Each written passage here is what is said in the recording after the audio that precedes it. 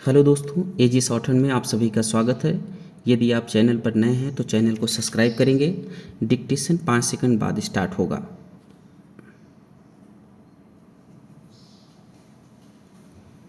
Ready, start. सभापति महोदय, आज हमारे देश में जो ऊपर से लेकर नीचे तक शिक्षा दी जा रही है उसमें व्यवस्था ही एक कारण है जिसकी वजह से शिक्षा का स्तर गिरता जा रहा है। मेरा अपना विचार है कि जो शिक्षा प्रणाली है और जिस रूप में शिक्षा दी जा रही है वही अनुशासनहीनता का भी कारण है। अपने देश और प्रदेश में हर एक की अपनी अपनी भाषा है और यह बालक जो इस देश में पैदा हुआ है, जो अपनी मातृभाषा की गोद में पला है, उसको यदि अपनी मातृभाषा में ही शिक्षा दी जाए तो मेरा विचार है कि शिक्षा का स्तर ठीक हो सकता है। जो सबसे बड़ी भूल और कमी सरकार के द्वारा दी जाने वाली शिक्षा के संबंध में हो रही है वह यह है कि बालक की मातृभाषा में शिक्षा न देकर उसको उस भाषा में शिक्षा देने की व्यवस्था की गई है जो हमारे देश या प्रदेश की भाषा कभी रही ही नहीं।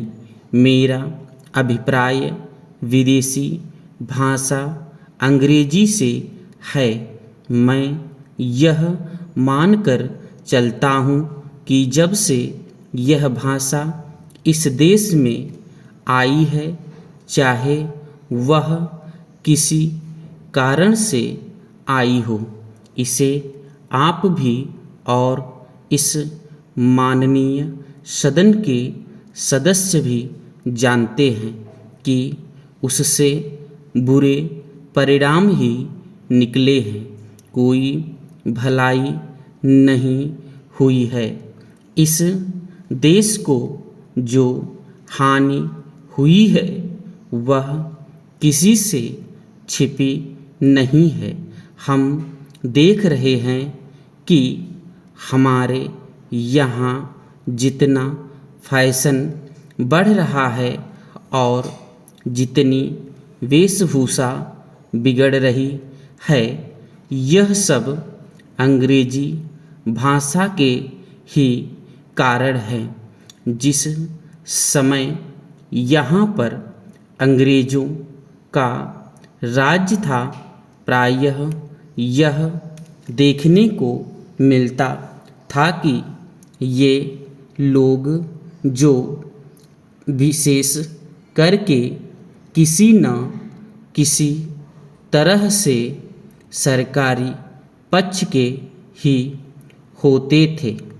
अंग्रेज़ों से मिलने के लिए जाते समय अंग्रेजी वेशभूषा का ही प्रयोग करते थे, परंतु यह इस प्रदेश और इस देश का दुर्भाग्य है कि अंग्रेज़ों का राज्य समाप्त हो जाने के बाद भी लोग उनकी वेशभूषा को पहनते चले जा रहे हैं। इससे जो प्रभाव हमारे देश के फैशन पर पड़ा, उससे लाभ के बजाय हानि ही हुई है और हो भी रही है। मेरा ऐसा विचार है कि अंग्रेजी वेशभूषा से इस देश को बहुत हानि हुई है। भारत की गौरवपूर्ण सभ्यता और संस्कृति के संरक्षण पर पर्याप्त ध्यान देने की आवश्यकता